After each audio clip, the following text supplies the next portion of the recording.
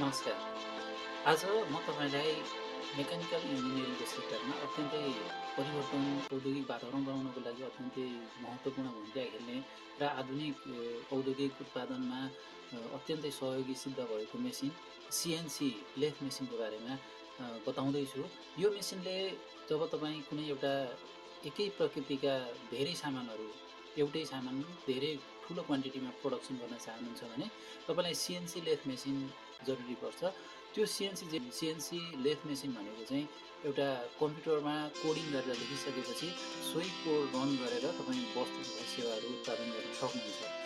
त्यस्ता सामानहरू विशेष गरी अलिकति क्रिटिकल टाइपका चाहिँ ह्युमन एररहरू धेरै आउन सक्ने प्रोडक्सनहरू जुन हुन्छ त्यस्ता प्रडक्टहरू तिनीहरूलाई चाहिँ एकदमै कम गर्नको लागि अथवा स्क्र्याप बनाउनलाई अथवा रिजेक्ट हुनबाट बचाउन हामीले यो सिएनसी लेथ मेसिन प्रयोग गर्न सक्छौँ। यसबाट हामीले एकुरेसी इन्जिनियरिङको उत्पादनमा विशेष गरी एकदमै एकुरेसी जरुरी पर्छ। त्यो एकुरेसी भनेको हामीले सिएनसी लेथ मेसिनबाट पाउन सक्छौँ।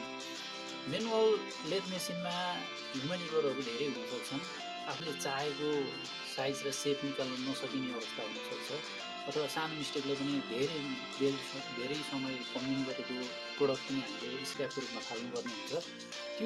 त्यस्ता एररहरूबाट मुक्त पाउनको लागि हामीले सिएनसी लेथ मेसिन विशेष सिफारिस गर्छौँ र त्यो मेसिनबाट हामीले सामानहरू उत्पादन गर्दाखेरि एकदमै एकुरेसी आउँछ। सामानहरूमा एकदमै फिनिसिङ हुन्छ र उत्पादन पनि अत्यन्तै छिटो हुन्छ।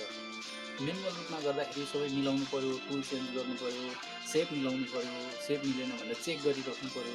बारम्बार गर्दाखेरि एउटै उत्पादन गर्नको लागि हामीले धेरै समय कन्ज्युम हुन्छ। तर सिएनसी लेथ मेसिनमा एकपटक प्रोग्राम सेट गरिसकेपछि सोही प्रोग्रामलाई रन गरेर हामीले सामानहरू उत्पादन गर्न सक्छौँ। यसैले सिएनसी मेसिन अत्यन्तै महत्त्वपूर्ण छ। आउनुहोस् सिएनसी मेसिनको बारेमा विस्तृत छलफल गरौँ।